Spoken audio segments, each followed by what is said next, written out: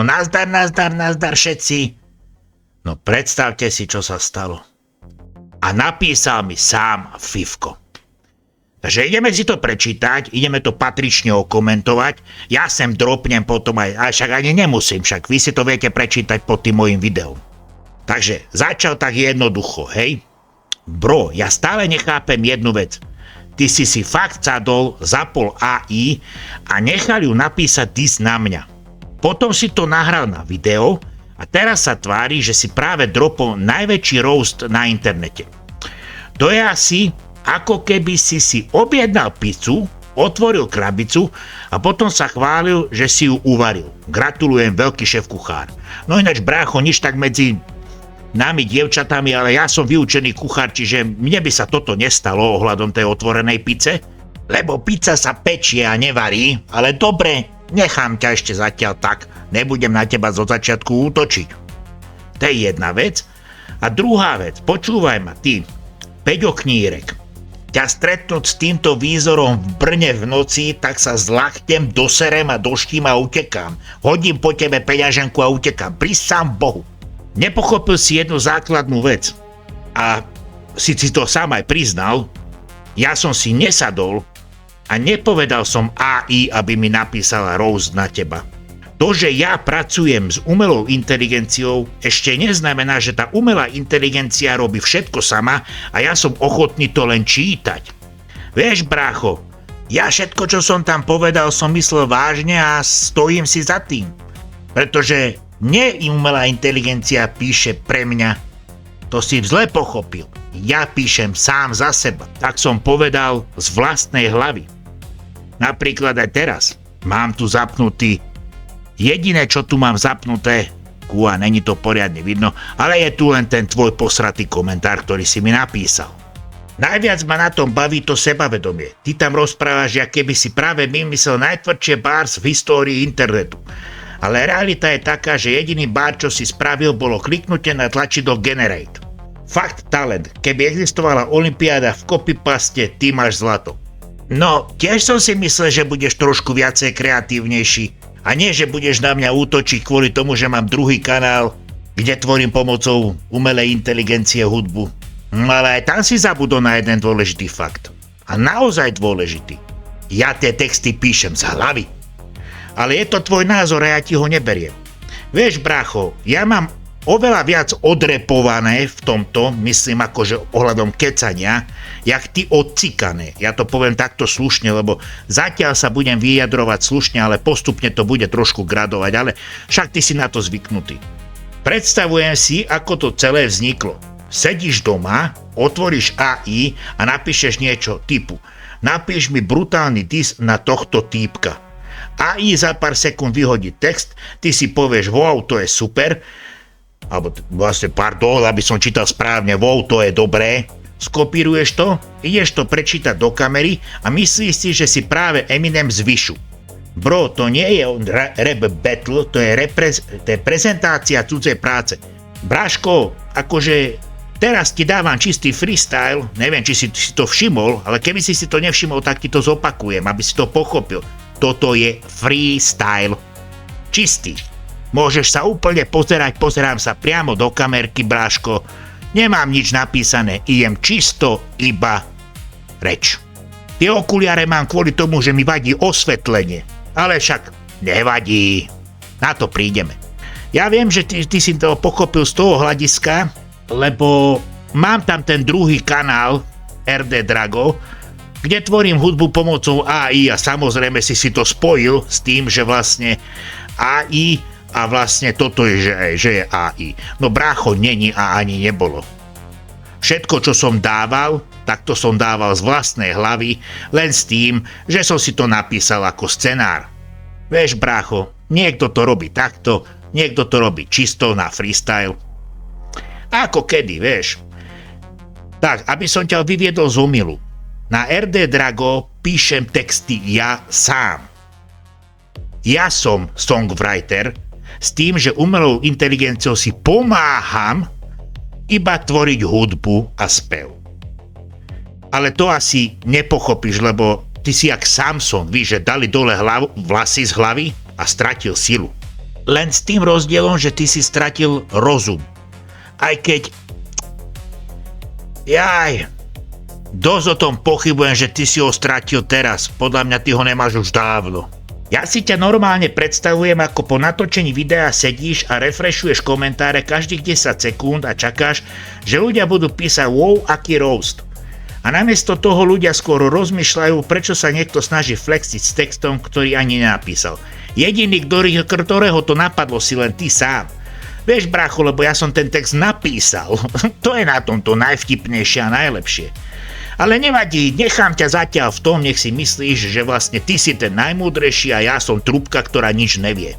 Nezabúdaj, že možno, že vyzerám jak mentolka, ale nie som jak mentolka. A brácho, keby si pozrel ostatné videá trochu ďalej, tak by si pochopil, že ani zďaleka nie som mentolka.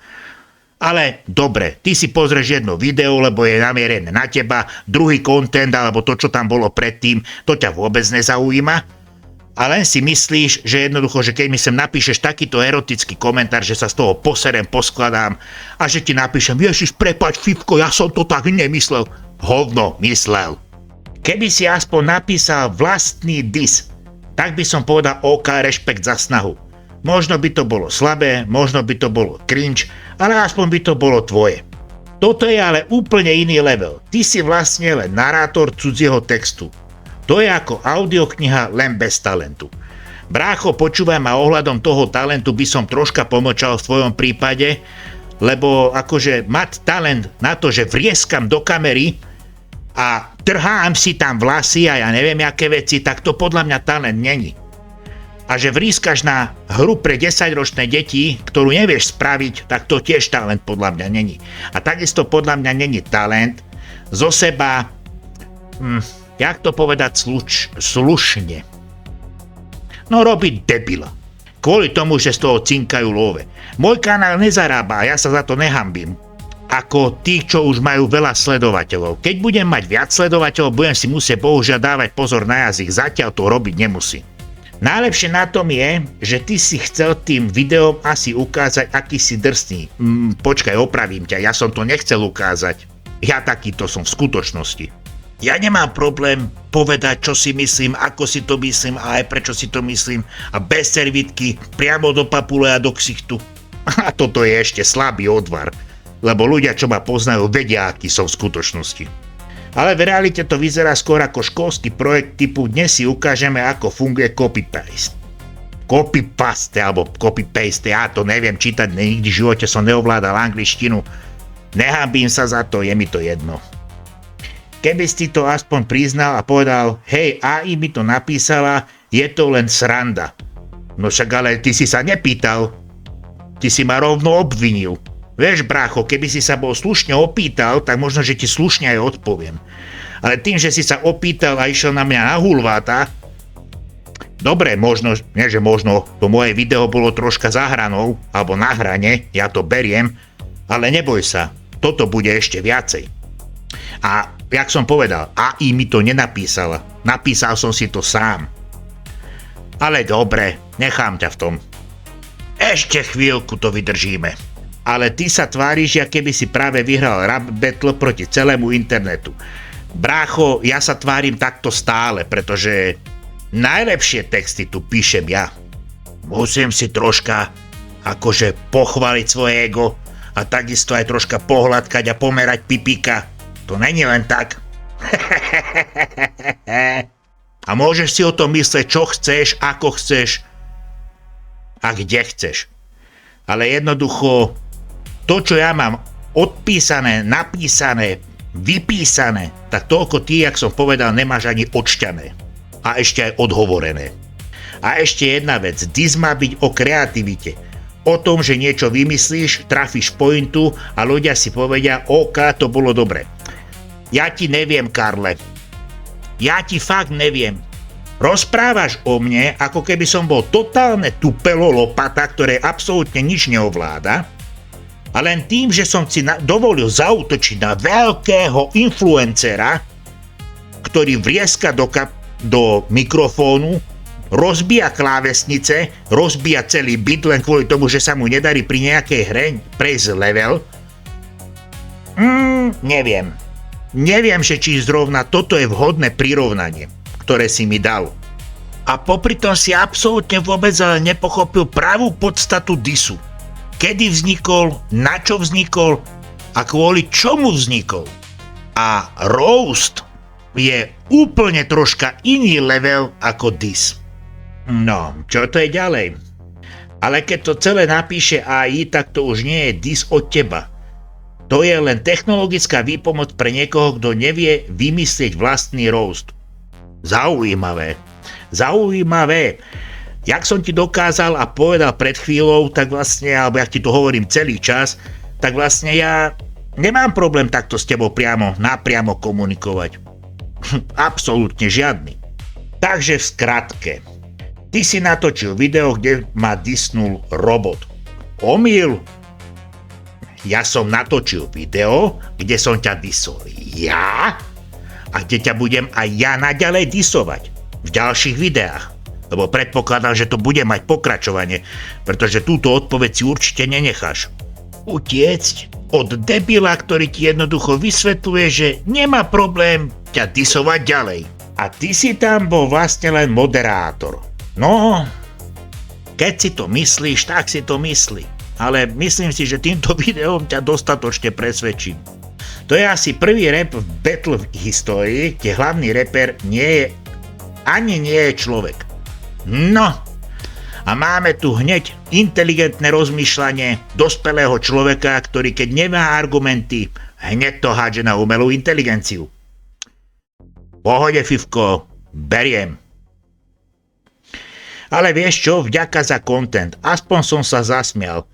No vzhľadom na to, jak mi tu vyplakávaš a jaký tu storyline si mi tu napísal veľký dlhý, tak si myslím, že si sa nezasmial len, ale že ťa to trošku aj chytilo za srdiečko a troška aj urazilo.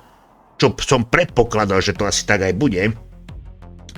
Na budúce možno aj za teba napíše aj odpovede do komentárov, potom za teba natočí ďalšie video a nakoniec zistí, že jediný človek v celom projekte si vlastne ty. No však to som stále. Ja som stále jediný človek, ktorý to všetko robí. Ktorý to strihá, ktorý to hovorí, ktorý to upravuje, ktorý tam dáva hudbu, ktorý tam dáva všetko. Vlastné slova, vlastné myšlienky, vlastné pochody myšlienkové. A ty si fakt taký tupý, že si myslíš, že jednoducho, že to všetko napísal robot? No dobré, nechám ťa v tom. No, čo tam je ďalej? A aj to len na kliknutie tlačidla. Jaj, dobre. Takže pokojne pokračuj v tejto sérii.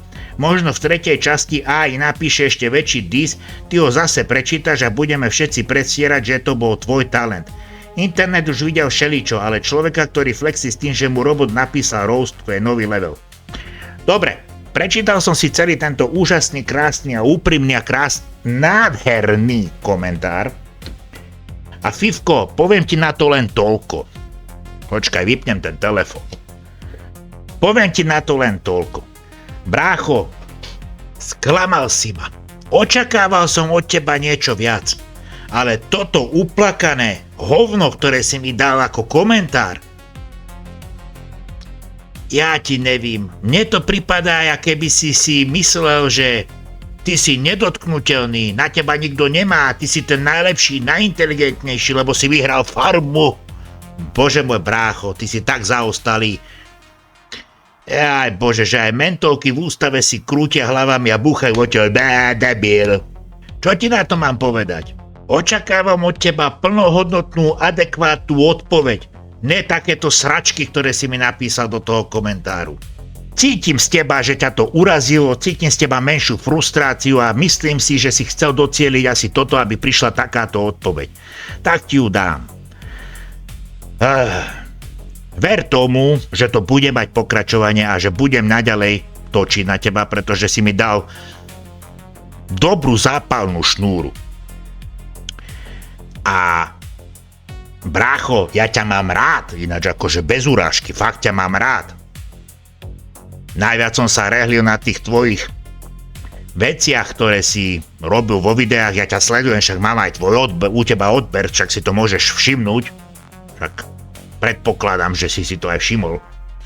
Ja rád pozerám tvoje videá, hlavne tie, kde nakladaš Barónovi a tak. Alebo Baron teba? Prepáč, to som asi... To bolo omylom. Takže teším sa na odpoveď. Čus a vidíme sa pri ďalšom videu.